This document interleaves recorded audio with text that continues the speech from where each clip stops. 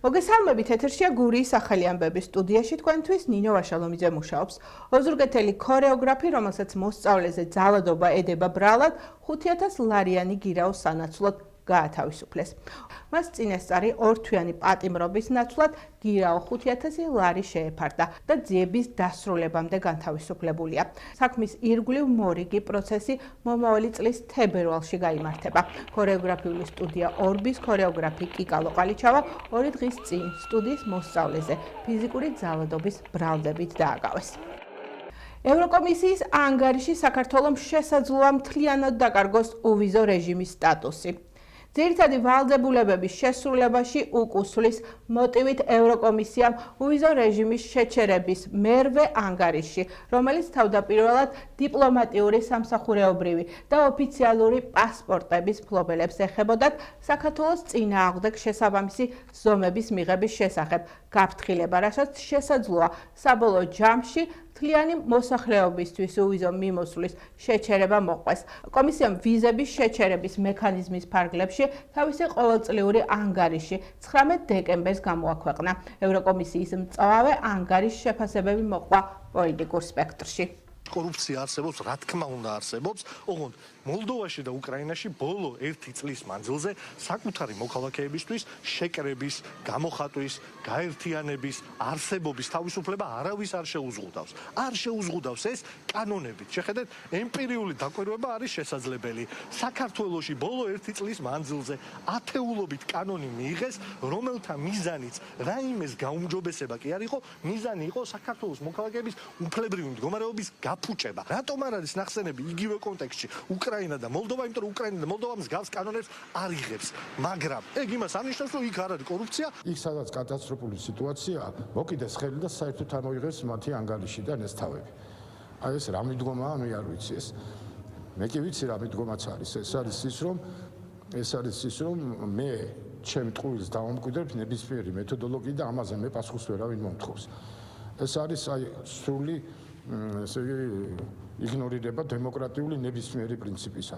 აბა როგორ შეიძლება ახლა სეგრეგაცია ქვეყნებისა, შენ მოგთხოვ ამაზე პასუხს და შენ არ მოგთხოვ ამაზე პასუხს. იმიტომ რომ შენ მე გიპირებ დაბულინგება სამსაკითხში პოლიტიკურს, შენ კიდევ რაც არ უნდა გააფუჭო, მაინც ამაზე ხმას არ ამოიღებ. განხორციელდება თუ არა ოპოზიციური პარტიების გაერთიანების კიდევ ერთი გეგმა. ციხიდან გამოსული ზურა ჯაფარიძის ინიციატივას ოპოზიციისა და ქართული ოცნების ლიდერები ეხმიანებიან. ციხიდან გამოსულმა ზურა ჯაფარიძემ დაანონსა, რომ შეხვდებოდა ყველა პარტიის ლიდერს და იმ სამოქალაქო აქტივისტს, რომელიც ფიქრობს, რომ ივანიშვილის ხელისუფლებაში ყოფნის ყოველი დღე საქართველოსთვის დამღუპველია. ოპოზიციის ლიდერების უმრავლესობა ჯაფარიძის ინიციატივაზე კომენტარს აკეთებს და გაერთიანების აუცილებლობაზე საუბრობს, რასაც მმართველ გუნდში სკეპტიკურად უყურებენ. ქართული ქარტიაში არის სტრატეგია გაწერილი, როგორი უნდა იყოს, მაგრამ ჩვენ არ შევთანხმებობთ თამაშის წესებზე.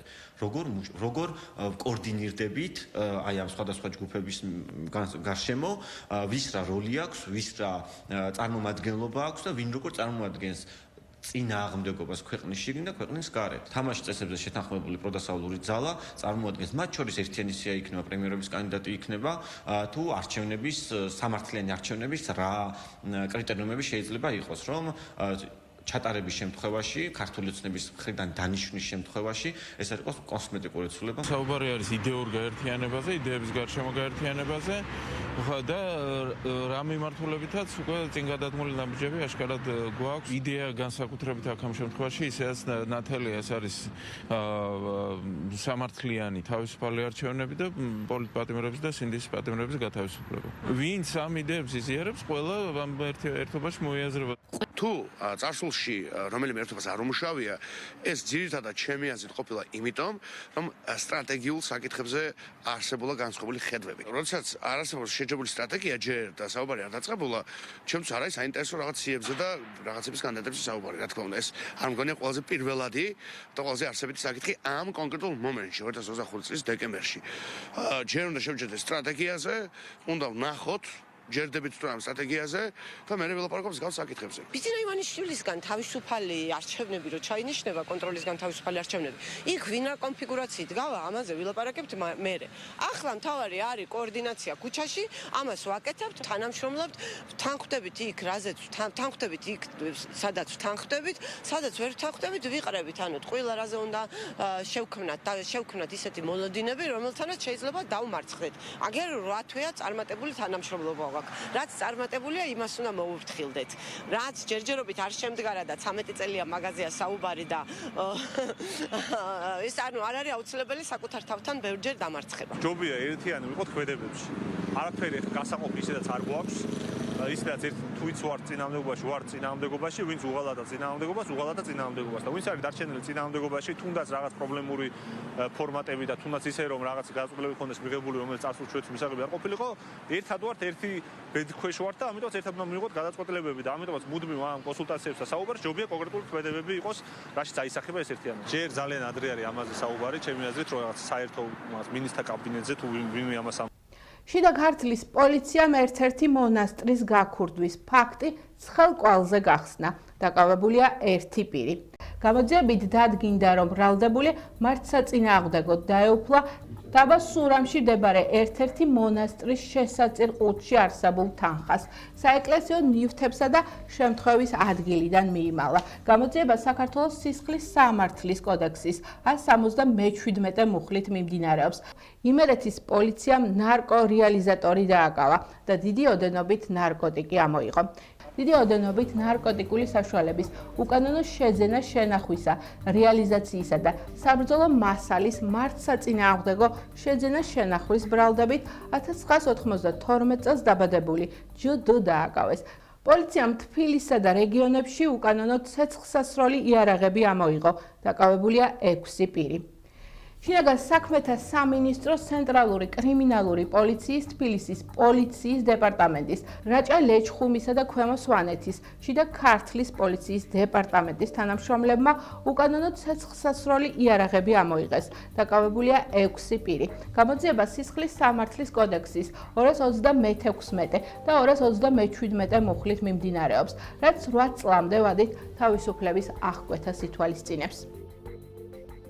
გარემოს დაცვითი ზედამხედველობის დეპარტამენტი წიწვოვანი ხემცენარეების მოპოვებაზე, ტრანსპორტირებასა და რეალიზაციაზე კონტროლს ამკაცრებს. გარემოს დაცვითი ზედამხედველობის დეპარტამენტის თანამშრომლები სამართალდარღვევების პრევენციის აღკვეთისა და გამოვლენის მიზნით ქვეყნის მასშტაბით 24 საათის განმავლობაში უწყვეტად პატრულირებენ. განსაკუთრებული ყურადღება ექცევა ისეთ რეგიონებს, სადაც წიწვოვანი ტყეებია. გარემოს დაცვითი ზედამხედველობის დეპარტამენტი ახალი წლის პერიოდის მოახლოებასთან ერთად კონტროლს ამკაცრებს წიწვოვანი ხემცენარეების უკანონო მოპოვება, ტრანსპორტირება, რეალიზაციის ფაქტებთან დაკავშირებით. განსაკუთრებული ყურადღება ექცევა წიწვოვანი ხემცენარეებით მდიდარ რეგიონებს. გარემოს დაცვითი ზედამხედველობის დეპარტამენტი მოქალაქეებს მოუწოდებს არალეგალურად არ მოიპოვონ წიწვოვანი ხემცენარე. წინააღმდეგ შემთხვევაში დეპარტამენტის მხრიდან გატარდება კანონით გათვალისწინებული შესაბამისი ზომები. სეზონური ვირუსების რაოდენობა იმატებს. გაზრდილია კლინიკებში მიმართვიანობაც. ეპიდემიოლოგები შემთხვევების მატებასა და დეკემბრის ბოლოს გავრცელების პიკს ელოდებიან. ექიმების განმარტებით ქვეყანაში ძირითადად A ტიპის ვირუსი ცირკულირებს. ამ მხრივ რისკ ჯგუფებში პირველ რიგში მცირეწლოვნები არიან. ასევე სიფრთხილე მართებთ ქრონიკული დაავადების მქონე ადამიანებსაც. ეპიდემიოლოგები A ტიპის ვირუს, ეგრეთ წოდებულ ხორის გრიპთან ერთად ჰონკონგის შტამსაც მიაკუთვნებენ, რომელიც გაცილებით სწრაფად გადამდებია. დღეისთვის სტაბილური, აბსოლუტურად ნორმალური მდგომარეობა, რა თქმა უნდა, შედარებით გაზრდილი რაოდენობით ავადობის, იქნება ეს გრიპის ვირუსი თუ სხვადასხვა ტიპის ვირუსები. ყოველი სეზონის, ზამთრის სეზონის დადგომასთან ერთად მატულობს რაოდენობა, თუმცა ბუნებრივია, რომ ეს აბსოლუტურად კონტროლირებადი და აბსოლუტურად ნორმალური პროცესია. რასაკვირველია, ასეთ დროს რეკომენდაცია კვლავ უცვლელი რჩება, დაწყებული ხელისდაბალით, დამთავრებული ხელის ხშირად დაბანით დამთავრებული, რა თქმა უნდა, ისეთი დამცავი საშუალებებით, როგორიც არის თუნდაც ხალხმრავალ ადგილებს, რომ მაქსიმალურად თავი მოღვარიდოთ, მით უმეტეს ისეთმა ადამიანებმა, რომელსაც შეიძლება ვირუსის სიმპტომატიკა ჰქონდეთ. ამიტომ მინდა მოსახლეობა დავამშვიდო, არავითარი მიზეზი რაიმე პანიკისთვის რეალურად არ არსებობს. ეს გახდა ჩემ ხელთ არსებული ბოლო ინფორმაცია. მე მოვალ შეხვედრამდე გემშვიდობებით, კარგად ბრძანდებოდეთ.